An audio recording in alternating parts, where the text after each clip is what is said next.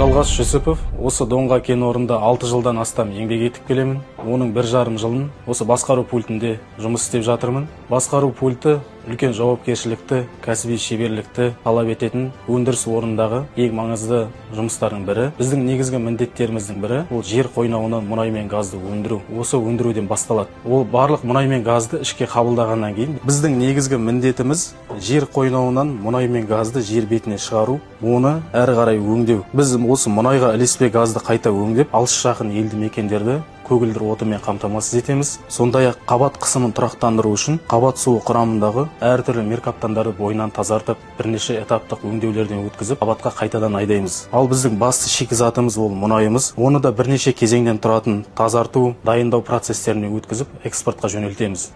Ал біз еңбек етіп жүрген Дунга оперейтинг мекемесі соңғы үлгідегі заманауи қондырғылармен жабдықталған, техника қауіпсіздігін бірінші орынға қоятын, экологиялық ережелерді бұзбайтын дамушы өндірістік орталық. Бұл тек өндіріс ордасы ғана емес, Қазақстан Республикасының мұнай газ саласына өз үлесін қосып жүрген дамушы өндіріс орны.